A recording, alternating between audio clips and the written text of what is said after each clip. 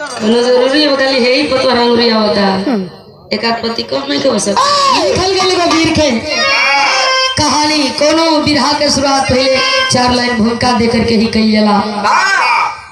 कहानी भूमिका देकर के शुरुआत कही जाला और कहानी खड़ी से खत्म कही जाला। उहे बिरहा हो भूमिका खिलाई रे मास्टर।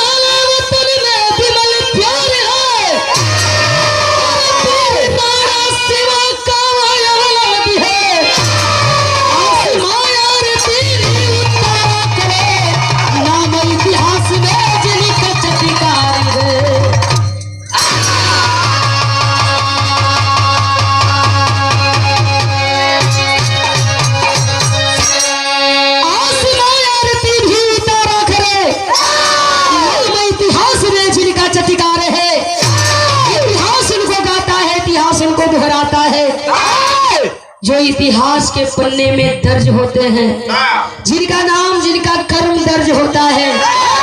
हर कोई नहीं होता जिसको इतिहास गाए, जिसको लोग गाए, कवि गाए, कलाकार गाए।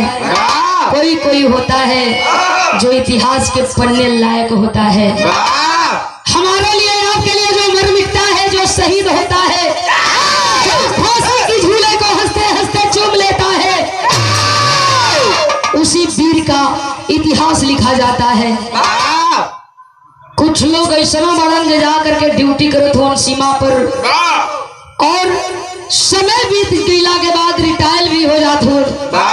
केहू जानत बा केहू नहीं जानत, लेकिन जानत लोगों के बाद देश खातिर शहीद हो गई, मर गई। आसमां आरती भी उतारा करे, इतिहास में जिनका चटकार है ओकर पूजा के नहीं करत, धरती आसमान करत बा। हम आप करत बानी, समाज में जे नामी बा, चर्चित बा, जात बा, श्रद्धा का सुमन मूर्ति पर अर्पित करत बा और सलूट करत बा। एक लाइन बिरहा में गजल के नमूना द्वारा बतावल गई। आशिक बड़ी खुशी बा, बड़ा दिन के बाद ओके दावत लगल हल, बड़ी मजे में चलल हो। सोचत बा का सोचे,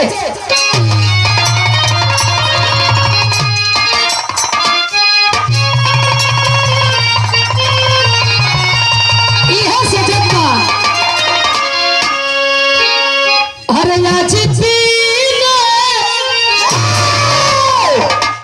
अरे आज पीने की दावत है, शादी पर बैठी कर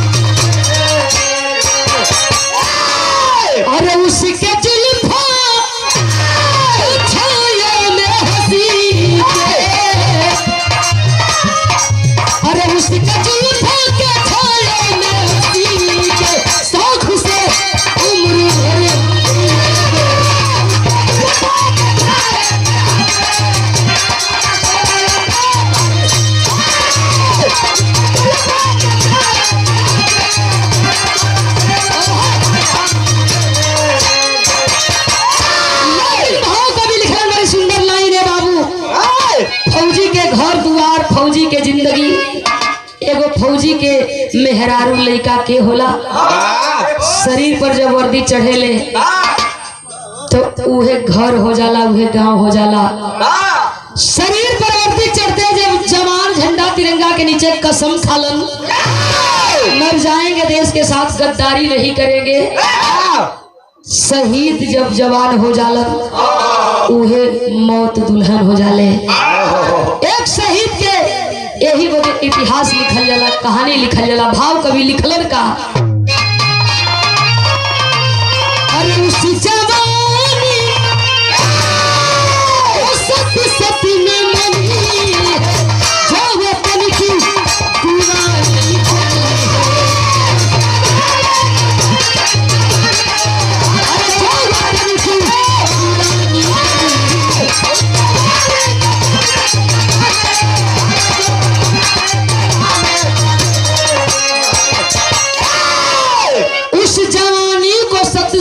दुश्मन है जो वतन की दीवानी बनी है। वर्दी पहिर के फौजी जब निकलेला तो दीवानापन शुरू हो जाला। दूसर की लाइन कभी का लिखलन, और नाच करीता उस पर जमाना मौत ही जिसकी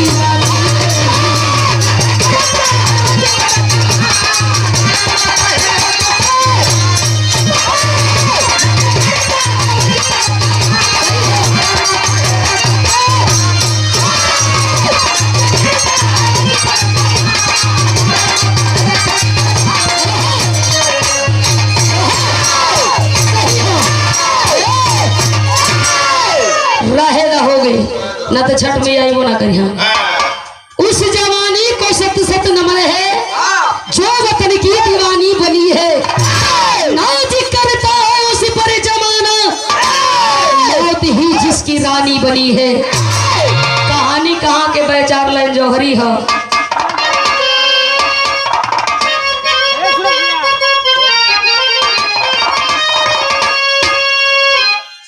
आवाज आवाज आवाज आवाज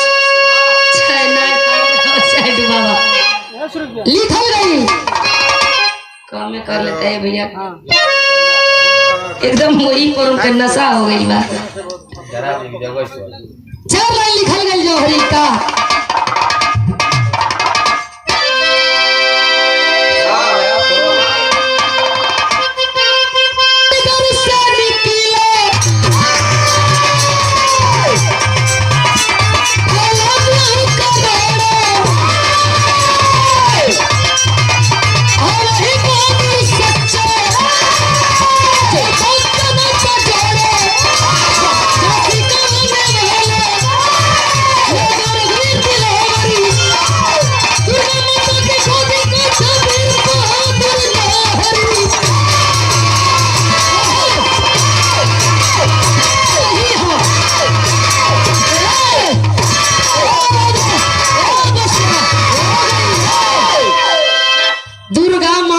गोदी का था वीर बहादुर नाहर। कौनो कौनो माई अपने बेटा के जन्म दे के खुश होली कि लायक बेटा के जन्म देले वानी। चूंकि माई कोनो ऐसा नहीं खे, कोनो माई का कोख ऐसा बा कि वो 3 नंबर चाहिए कि पैदा होखे। वो हमेशा ये चाहिए कि एगो संस्कारी बेटा या एगो संस्कारी बेटी पैदा होखे। अगर 3 नंबर आइल हो तो कहीं ना कहीं वो कर्म के चुकल बा। आ माइयो बाबू कर्म के चुकल हो नहीं खातिर तो लोग कहेला कि नारी करे पुरुष पर परे, पुरुष करे संतान पर। झांसी का रहे वाला रघुवीर यादव अकेले माई बेटवा के पाल पोस के जवान सयान कैले बिया।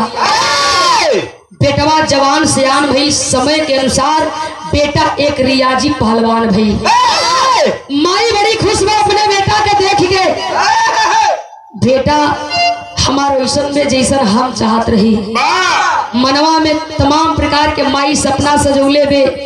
एगो ऐसनो समय आवत कि हमार बेटा एक नामी पहलवान के लिस्ट में कर नाम लिखा, या इतिहास के पन्ना में एक नाम लिखा। हमरो मनवा हमरो दिल दिमाग गदगद हो कि कोनो बहादुर के बेटा के वीर के पैदा कैले बानी। संयोग देखे एक बार हिंदुस्तान का शांति का दूत कहे जाने वाले बापू लंदन चलल हुन। लंदन में जाकर के भ्रमण करे लगलन। नजरिया पड़ल बापू के अंग्रेजी पहलवान के ऊपर। गद्दा बिछावल बा, वही पर 2 पहलवान लड़त हुन। बापू हंसे लगल कि एकदम ही 2-4 ईटा कमे बनल सो। हमरे हिंदुस्तान में कमजोरो मर्द बा तो ओकरे अंदर मर्दानगी बा।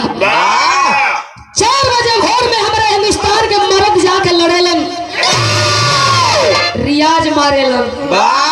लेकिन यहाँ के पहलवान गदा पर लड़त बा कि तनको माटी न लगे। हसत गांधी के देख के थॉमस नाम का अंग्रेज आइल। गांधी का कलाई पकड़लस बापू। मैं जानता हूँ कि हिंदुस्तान का आप शांति का दूत कहे जाते हैं। लेकिन ये मतलब ना भइल कि हमारे पहलवान के देख के तू हंसा मजाक बनावा। पंडित जवाहरलाल नेहरू कुछ बापुओं के लापरवाही रहे कि बहन 2-4-10 गो चुतिया रह गई, नहीं तो एको हिंदुस्तान में रहतन ना, या हिंदुस्तान के लोग शांति से रहत। कबो कबो लोग बापुओं पर जब ध्यान बढ़िया से दे देला, चाहे पंडित जवाहरलाल नेहरू के ऊपर, तो लोग जाने लगी लोग कितनी निक कैले कितनी बाउर कैले है। बापू ललकारे लगलो है, तुहार पहलवान हंसे लायक बा, हंसत बानी। चल के हमारे पहलवान के देखबा तो समझ में आ जाए कि हिंदुस्तान में पहलवान कैसन हुआ। थॉमस नाम का अंग्रेज कहा ठीक है, मौका मिलते ही आऊंगा, समय मिलते ही आऊंगा और हिंदुस्तान की पहलवान के साथ जोर आजमाइश कराऊंगा। आकर के बापू हिंदुस्तान में बात के भुला गई, दिमाग से बात निकल गई। लेकिन थॉमस अंग्रेज के बतिया याद बा, बात के चोट लगल बा, बदला लेवे के बा, मौका पाते ही राजधानी में चढ़ाई कैलस। आकर के हिंदुस्तान में एगो चिट्ठी लिख करके बापू के घरे भेजवले बे। चिट्ठिया में लिखले बा का, बड़ी पुरानी गीत में मास्टर,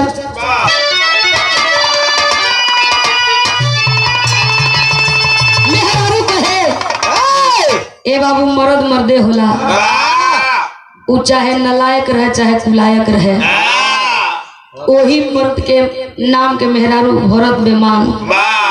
तो अब ओके अगर मुआऊ दे जहर दे के तो नुकसान हुई कबा। मेहरारू कहो दिया कि जाए तो हो मारे लन गरियावे लन, लेकिन उतने प्यारो करे लन। क्या कहे हो,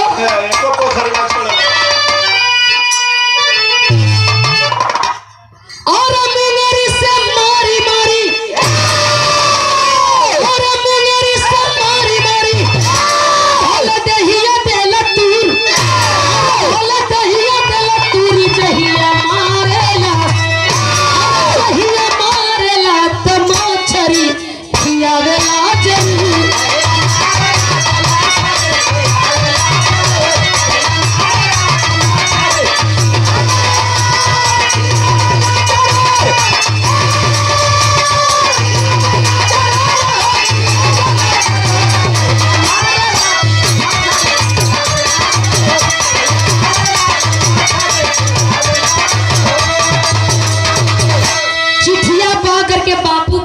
पढ़त बड़न चिट्ठिया में 4 लाइन लिखल बा, ऐ बापू मैं थॉमस अंग्रेज अपनी पहलवान बूचर को लेकर के आया हूँ। कल राजधानी में माटी में लड़े वाला पहलवान के खोज के लेके आ जाई है। पहलवान हिंदुस्तान का जीत गई तो तुहार खैरियत बा, नहीं तो तुहार खैरियत नहीं खे। संगमा संगमा तू तेरे लईबा तोरे पहलवानों के ठीक करब। गांधी जी जब चिट्ठिया में पढ़लन हो तो गांधी जी के बड़ी चोट लगल, सोचे लगलन गांधी जी की एक दिन का मौका बा, इतना जल्दी हिंदुस्तान के कौने पहलवान के लेके जाई जीवन हमार मान सम्मान बचाई। सोचत बड़ा लिखल बा मौका, और बापू से थॉमसी बोला, से थॉमसी बोला के गरीब और कई के गरीब हमारी सेरा, हमारी सेरा का छोड़वा लगाई बा जरूर।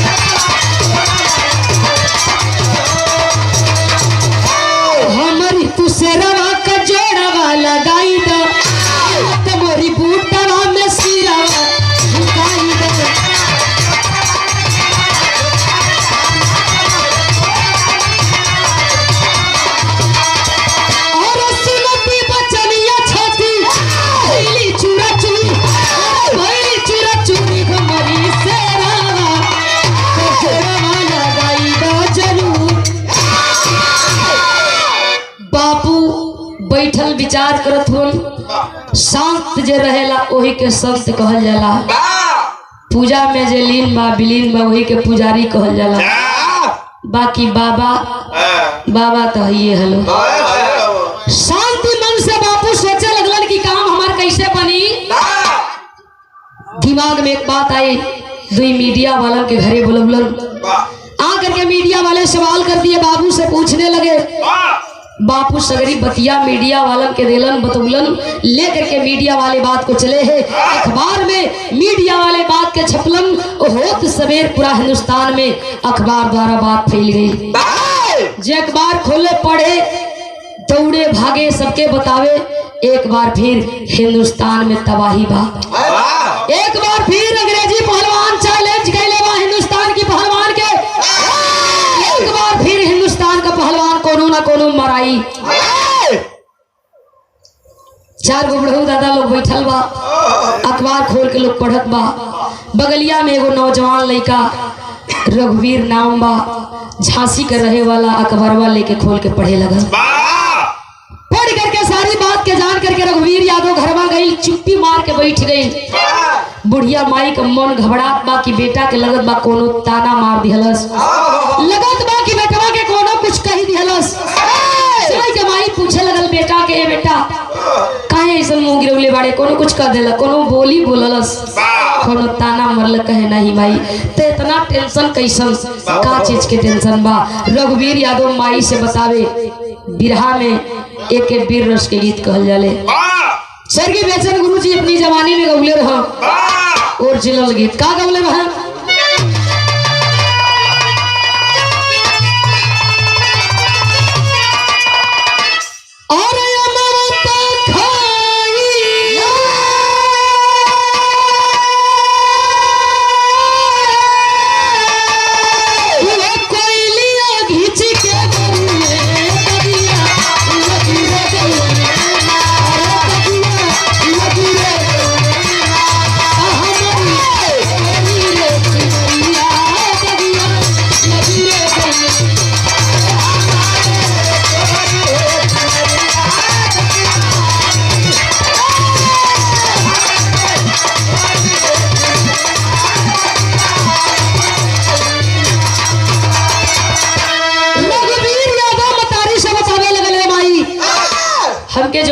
के टेंशन बात सुनबू न तो के टेंशन हो जाई।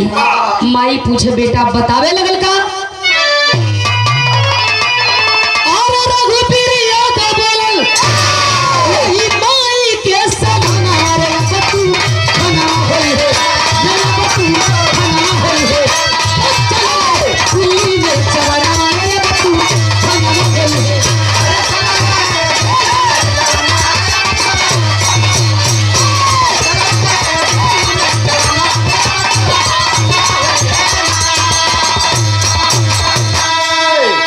कैसन तूफान हुई का भइल बेटा सारी बात के बतावे। माई से माई गई घरवा में, एगो आरती के थाली सजा के लेके आई बा।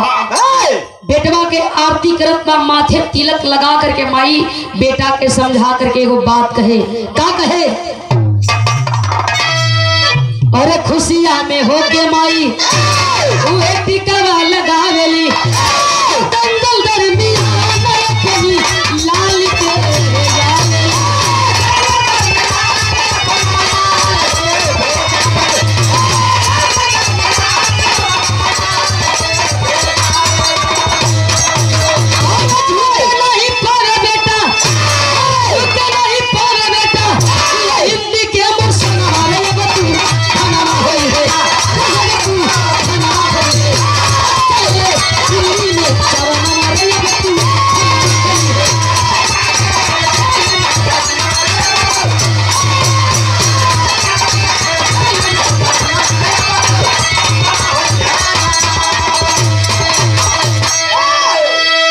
माई बुढ़िया समझा करके बेटा के कहे, बेटा हमरे हिंदुस्तान का सम्मान ना जाए के चाहिए, हिंदुस्तान का झंडा झुक गई तो समझ ले कि फिर उठी ना।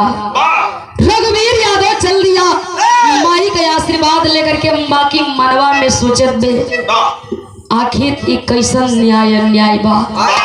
लिखल बा अखबार में, हिंदुस्तान के पहलवान हार जाई, सारियाम गोली से भूत दिहल जाई, थॉमस अंग्रेज के पहलवान बूचर हारे जीते ऐसे मतलब नहीं खे। सोच विचार करके मन में चल बा एक के हुई, या तो हिंदुस्तान का पहलवान मरी या फिर अंग्रेजी पहलवान बूचर मरी। तनी सा गीतिया के भाव बदल गई। सोचत का बा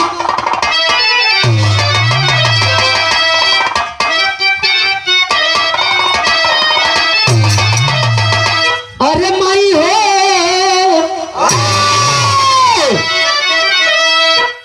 ललनमा दैदा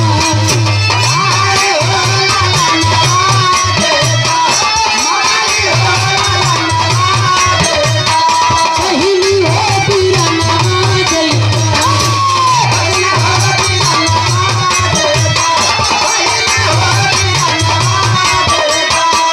सिमवा परिलो सिमवा परिलो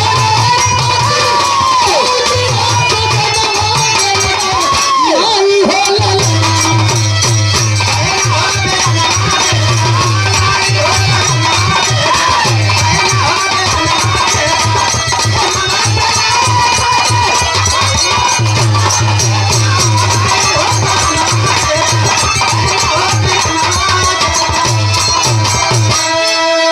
चल रिया बस एक ही मन में आग बा, एक ही जोश बा कि हिंदुस्तान का सम्मान न जाई, भले हिंदुस्तान का पहलवान मर जाई।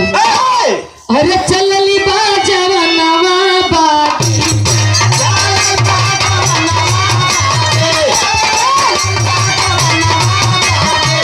सीनवा में धधकलिया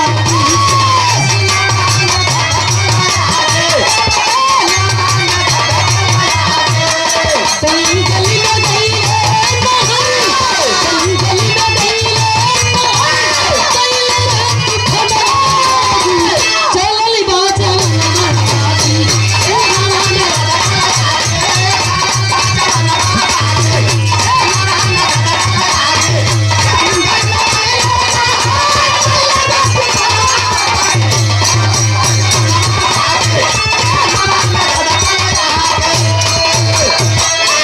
जा करके रघुवीर यादव बगल में खड़ा, लोगन के भीड़ एकदम लगल बे।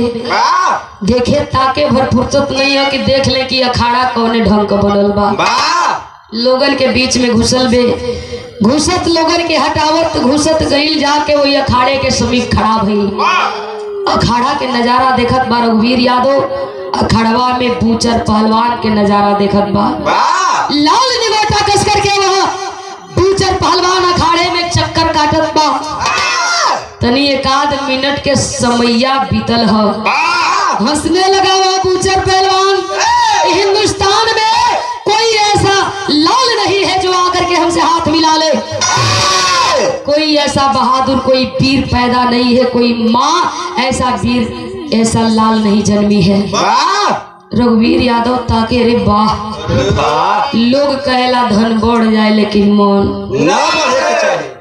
ना बढ़े के चाहिए। लेकिन इतना घमंड कौना बात के बाबू हो हिंदुस्तान में आके रघुवीर यादव तने एक आध मिनट का समैया और व्यस्त कर देलस। और जब एक आध मिनट का समय और बीतल तब बूचर पहलवान के आगे अब के टिकट बा। अखड़वा में घूमे राउंडिंग ले, कबो मटिया में सुते, कबो ताल ठोके, कबो उठक बैठक करे। जोगी जी के साढ़े में पढ़े ललकारने लगा हिंदुस्तान को, हम जीत गए साहब। मैं बोला था कि हिंदुस्तान कायर देश है, हिंदुस्तान बुजदिल देश है, हिंदुस्तान में कोई वीर नहीं है। वीर तो यहाँ का कुकुरो हो से आदमी के चलाओ देखा। वो कहता कि हमारे एरिया में तू कैसे घुस गई। अच्छा ये अगिलियो बेरी यही टाइम में आइल हो, इन्हीं के टाइम बनल बा।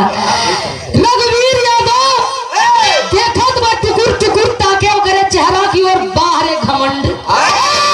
इतनी घमंड कथुआ के बाबू पहले चल गया निगोटा कस लिया, निगोटवा कस के अखाड़े में गई। जब अखाड़े में गई रघुवीर यादव के देख के बूचर पहलवान हंसे लगल। ताकत में हंसत में माजत में वही अखाड़े पर माटी ले लो पिठिया पर लगौला बाह ससुर गोराई तो तुहार वैसन में भर दे चुतरे पेट ले ले हवा। रघुवीर यादव सोचत बा कि साचो को इन्हानों के मालिक बनल ही हो। एकदम शरीर गोर अंगार तनी खोदाए जाते खून भरिया जाए। सोचत बा रघुवीर यादव की लड़वैया हो लड़े आइल बा, लेकिन एके बतावल जरूरी बा कि हमारा हिंदुस्तान देश कैसन बा। हाथ मिला लिया रघुवीर यादव, हाथ मिला करके बूचर पहलवान को डांटने लगा, बे साले कुत्ते कमीने गीदड़ के औलाद। कहल जाला कि हरकल मानत परकल मन बढ़ी गई बा। हमहू कोनो माई का बेटा है, हमहू के कोनो माई अपने छाती का दूध पियवले बिया, वीरांगना का बेटा है। आजे बताइए कि हिंदुस्तान कायर हो कि बुजदिल हो। डांटने लगा, ये सब मानने वाले नहीं है, सब हाथ मिलौला, हथवा मिला करके समझावे कहे सुन हमार देश आजाद है, आजाद रही। कहल जाला कहू देहात में कि दुकान रहेला तो दुकान सोवेला सुकुमार भैया। समझदार खातिर इशारा काफी होला। डांटे कहे कि सुना आजाद देश का हम आजाद लड़वैया है, का करबा। भाव लगल है बिरहा में,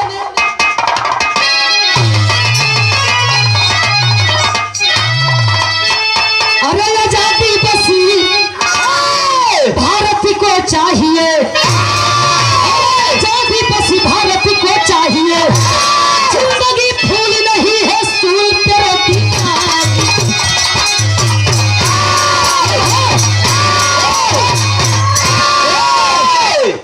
जिंदगी फूल नहीं है सूल पे रोती पाजी, आजादी बस भारत को चाहिए। ये मेरा हिंदुस्तान देश सोने की चिड़िया है, मेरा देश आजाद है, आजाद रहेगा।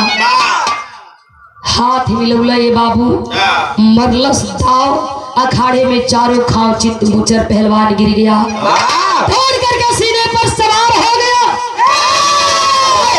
थॉमस अंग्रेज की ओर, थॉमस अंग्रेज कहे कि हमार पहलवान हारल हिंदुस्तान का जीतल, लेकिन दोगला ना माने वाला नहीं बा। आइल खड़ा होके ताके, अब है नकर सांस चलो तो मानव ना कि हमार पहलवान हारल है। कहा कि सुनो इस कुश्ती को जो है कि हम नहीं मान सकते कि विजेता तुम हो, फिर से कुश्ती होगी, कुश्ती समझ में ना आएगी। रघुवीर यादव खड़ा हो गया, पुनः कुश्ती होगी। एक बार ना 1000 बार कुश्ती हुई, 1000 बार लड़म, लड़म जबले तू ना कही देवे कि हिंदुस्तान का पहलवान जीत गई। ए बाबू पुनः कुश्ती जारी की गई, कुश्ती होखे लगल, दोनों पहलवान लड़े लगलन। लड़ते लड़ते लड़ते लड़ते पुनः धोबिया पाट के मारता है रघुवीर यादव। चारों खाओ चित्त बूचर पहलवान गिरा, खाड़े में दौड़ करके राउंडिंग लिया, सीने पर सवार लगा के ठेवना वही गर्दन की नौसी के दावे लगल। और जब गर्दनवा के नसिया के दावत बा तो पैर की माटी फेंक दिया ले ओए गर्दन के नसिया के जब दावे काने के जरी के बाहर पकड़ ले बा तो बड़ी बड़ी जाने के पहलवानी थी मिल जाई। नसिया जितने दावे गर्दनवा के उतने एकर जुबिया बहर होखे करियई भीतर उजर की। थॉमस अंग्रेज उठ के आई, ताकत बा, सोच गई कि ये घड़ी नहीं छोड़ी, ई अगर आखिरी चांस बा, ये घड़ी अगर हम ना करती तो मार डाली। ताके रघुवीर यादव बोला हिंदुस्तान कायर देश है, बुजदिल देश है, डांटने लगा। थॉमस अंग्रेज कहा रे मान गए रे बाबू, हिंदुस्तान में पहलवान हुन, तू जीत गया। अब इन कहत बा कि तू जीत गया कि लोगों की तर तर तर तर तालियां बजने लगी, जिंदाबाद का नारा गूंजे लगल। जितना लोग गई वो नहीं देखे खातिर कि हिंदुस्तान का कौन बहादुर जीती कुश्ती के। ए बाबू जकरे पल्ले जितनी रुपया पैसा रहल, 10 पैसा 20 पैसा 50 पैसा निकाल करके रघुवीर यादव के अगवा लोग रखे लगल सम्मान में। पुरस्कार के तौर पर लोग रघुवीर यादव के पुरस्कार दे करके, शाबाशी दे करके, आशीर्वाद दुलार दे करके सवाल लोग करे, बेटा का करे वाला हुआ, कौन माई तारा जैसन वीर के पैदा कैले बा। रघुवीर यादव बताया झांसी का रहे वाला है, रघुवीर नाम हो, माई का नाम दुर्गा हो। बाबू के देखबे ना कैली, काहे कहा पता न माइयो नहीं बतौती। अब तो हमार जन्म भी ना भइल हल कि बाबू के देहांत हो गई। बाबू हमके माई के छोड़ के चली गई। खैर कोनो बात ना, लोग कहे हम बटले बानी, जे माई लाख बाबू कहे बेटे का टेंशन कैले बड़ा, ई लोग बा ना तहर माई बाप भाई बहन, चिंता मत करा, सबकर दुआ आशीर्वाद तोहरे साथ है बा बेटा। अब कौनो दुष्ट आई, कौनो कुत्ता आई, कौनो बेहया बेशरम बेलज आई, तो एक बार हम तुहार नाव लिहल जाए कि पहलवान आई तो घमंड होकर चोर करी। आखिरकार रघुवीर यादव पुरस्कृत कैल गई, जितनी रुपया पैसा मिलल जमाना में तनी परिवर्तन जरूर हुई, चाहे लोग ज्यादा पढ़ ले हो खस, तो ऐसे लोगन में परिवर्तन हो गई होखे। पहले तो ये गठरी बनाए के अब मनई फेंके पीठी पर, अब बतियावत बाजारी से घरे जाए, बगीचा में कहीं 2-4 घंटा के बैठकी हो जाए, सब्जी घरे समय से नहीं पहुंचे तो चटनी पिसाए सुबह धनिया का, जब पिसा जाए तो ये लोग सब्जी लेके जा लो, मेरा रुपया पीस के दे खाला घोटला। रघुवीर यादव गठरी बनौला पिठिया पर फेंकले बा, चल बा कि चल के माई से बताए, तनी गीतिया बदल गई।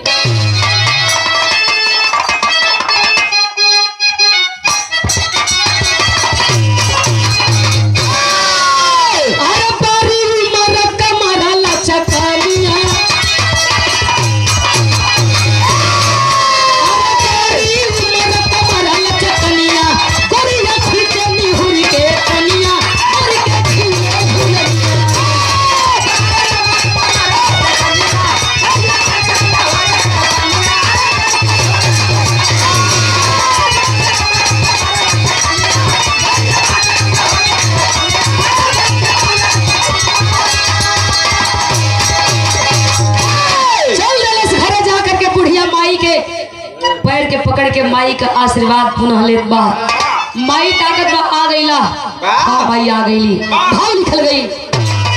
अरे कुश्ती मारी के चलले भारती, कुश्ती मारी के चलले भारती, जवाना हो ललना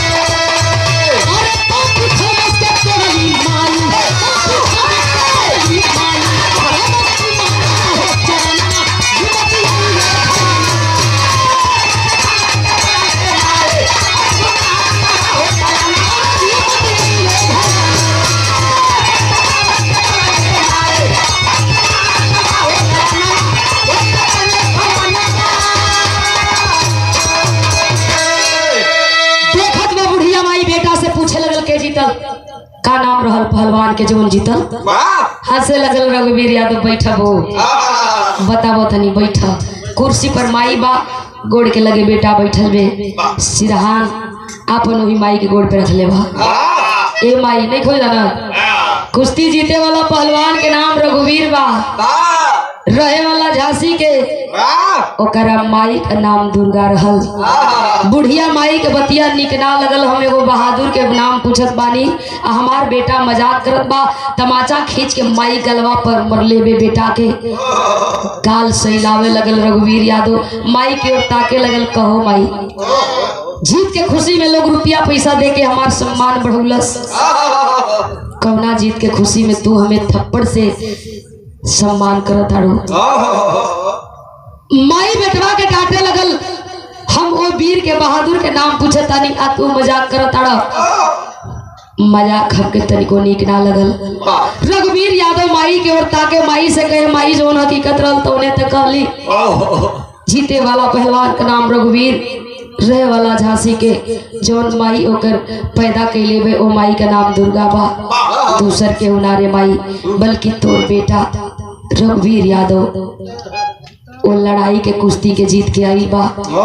बुढ़िया माई बेटा के गाल के सहिलावे लगल तो कुल पहले न बतावे के चाहिए। हमें लगल कि तुम मजाक करत हो। माई सीने से लगा के बेटा के गाल के सहिलावे कस के लाग गई मरलाल कस के मार देली ना मजाक ना कैले होता न मरती। माई के ध्यान गठरिया पे गई रुपया खोल के देखत बा माई पूछे लगले बेटा ओकर घमंड चूर कैला जीवने का इतना नाम रहल चर्चा रहल शोहरत रहल केहू आज ले हार नहीं मानल। कैसे ओके पछल्ला ओकर नाम का रहल मलिकार कंवर रहल। सारी बतिया के जब बतौले बा रघुवीर यादव तब माई खड़ी हो गई। खड़ा होकर के माई बेटा से वो बात कहे लगल पोहपट के लाइन में का कहे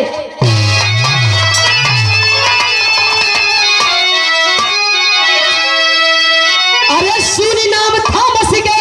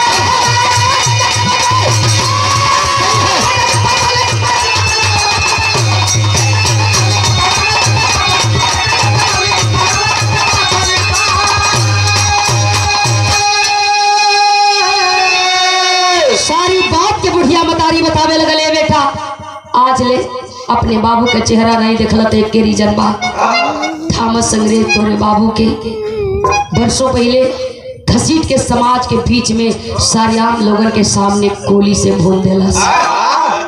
रोली पैरवा पर गिर के झपटियली माफी मंगली सिंदूर के कसम भी देली लेकिन पापी हमारे एक नाई सुलस।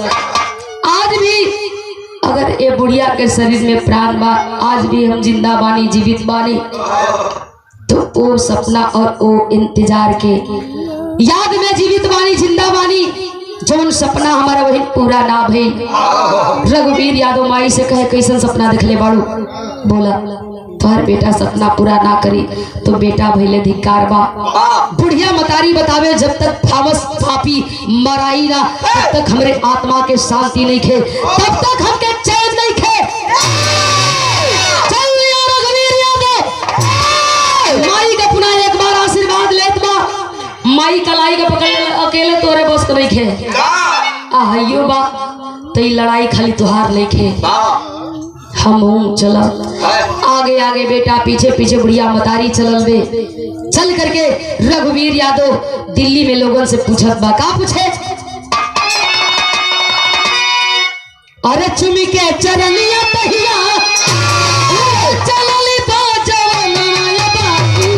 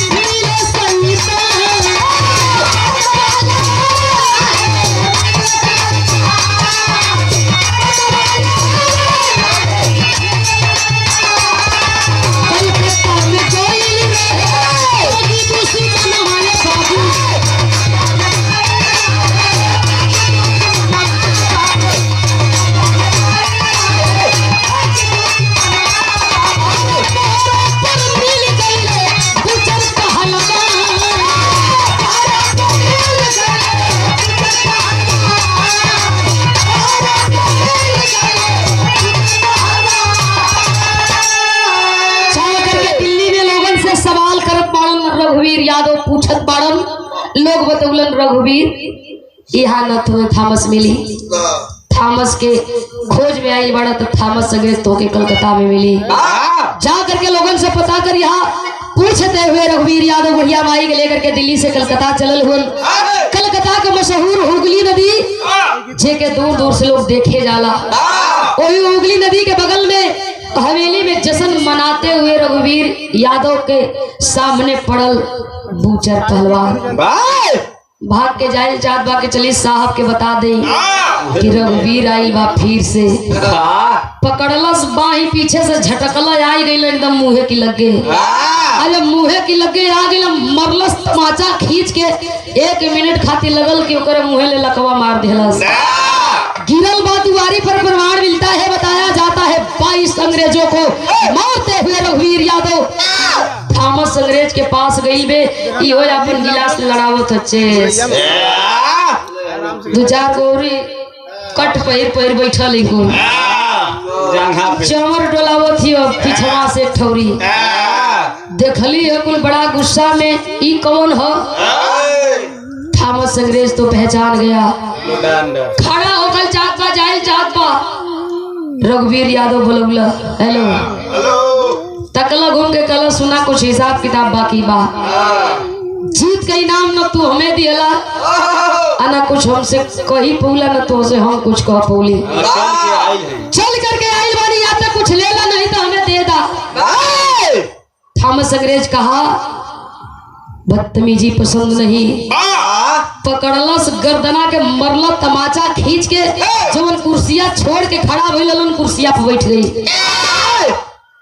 जा करके मुसुक चढ़ाता है दोनों बाहें पीछे कैले माई दुर्गा सीना पर लात लगा के छोटवा धई लेलस। ये क्या बदतमीजी है दुर्गा माई आग बबूला रघुवीर यादव के ललकारे बेटा। आज वो दिन आ गई जौना दिन के हम वर्षों से इंतजार करत रही। बगलिया से बुढ़िया माई कटारी निकल थॉमस अंग्रेज के चेहरा और कैले दिखावे इसको पहचानता है। थॉमस अंग्रेज कहे ना के हूँ कहे के हूँ ना याद कर मरे हुए पति को कितना दिन हो गया। शायद तू भूल गया है लेकिन मैं नहीं भूली हूँ। मांग सुना भी हुए बहुत काफी दिन हो गया। तू भूल गया लेकिन मैं नहीं भूली हूँ। एक कटारी में दम रखी थी बेकसूर पति को समाज के बीच में जब घसीट घसीट के तूने गोली से मार दिया था। दिखाई थी कि जिस दिन तू मिलेगा इसी कटारी से तेरा सीना फाड़ूंगी और तेरे कलेजे को सीने से अलग कर दूंगी। समझ गया हो ये तो झांसी की रहने वाली दुर्गा है। आवाज लगाया चीखने लगा चिल्लाने लगा। अंग्रेज दौड़ल उन साहब पर कोई हमला कर दिया। जबले अंग्रेज आवा तबले थॉमस अंग्रेज का काम। माई बुढ़िया बेटा का इशारा करत बा बेटा यहाँ से भाग ले हमार बदला पूरा हो गई। हम अपने इच्छा अनुसार जीवन के जी ले बानी। तोहर बाबू अकेले बड़न बड़ा दिन हो गई उनके देखले तोहरा बाबू यहाँ जाए चाहत बानी। अब हमके जाए दा तो के जियल जरूरी बा। लोगन का हित लोगन के सम्मान लोगन का मान लोगन के पानी तारा हाथ में बा। देश का सम्मान तारा हाथ में बाई। बार बार लड़ करी हम तारा निहन वीर रही तो बार बार इन्हन के घमंड चूर करी हम। रघुवीर यादव माई का इशारा पा करके छत पर गईलन। सोचत हुन पनिया में कूदब डूब के जाई पोर के निकल जाए जनवा बच जाई। छत पर चढ़ के हुगली नदी में छलांग लगावल चाहत पड़ल लेकिन ध्यान माई की ओर बा। ध्यान बटल बा भइल का आखिरी भाव है।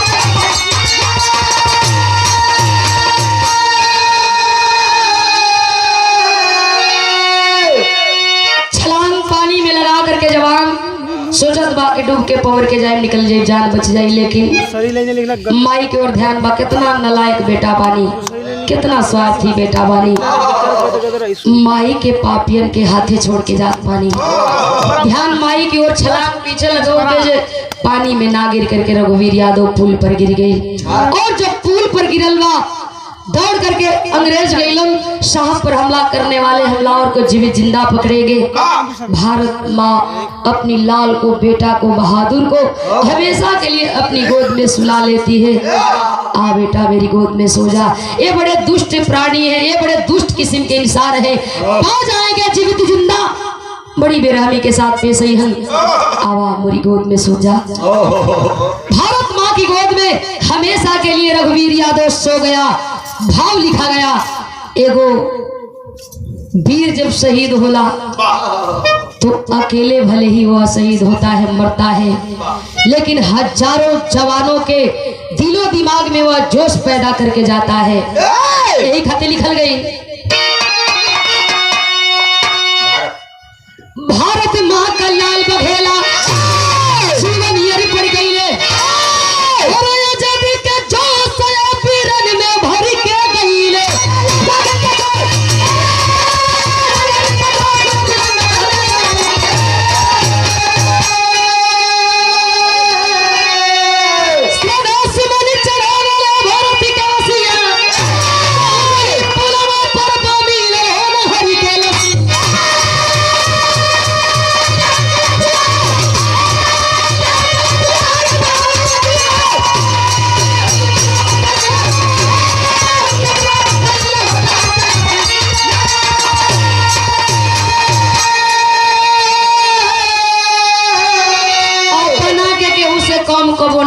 के चाहिए कि हम केहू से कम मानी।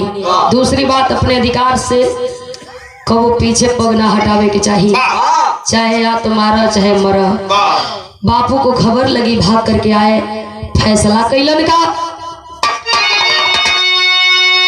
हुगली पुल के पावन तट पे वीर का बना समाधि, लाख नमन कर देश भक्त को फूल चढ़ाने गांधी।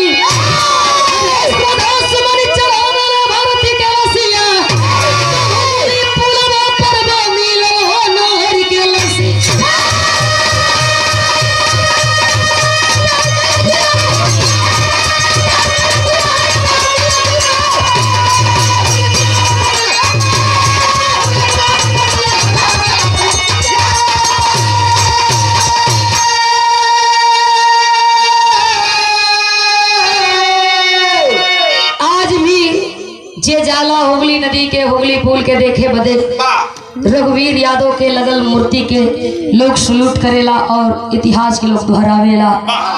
शहीद जवानों को 2 दिन ऐसा खास दिन बनाया गया याद करने के लिए, सलूट करने के लिए, श्रद्धा सुमन अर्पित करने के लिए। एक तो 15 अगस्त का दिन और एक 26 जनवरी का दिन। ये 2 दिन इसलिए बनाया गया के फुर्सत बा, के टाइम बा कि केहू के याद करे। ये 2 दिन बनाया ना गया होता तो शायद शहीद जवानों को हम याद भी नहीं करते। यही 2 दिन है जाते हैं और उनकी कुर्बानी को याद करते हैं, सलूट करते हैं, श्रद्धा का सुमन अर्पित करते हैं। आखिरी भाव में लिखा गया, गुरु बिहारी गुरु गणेश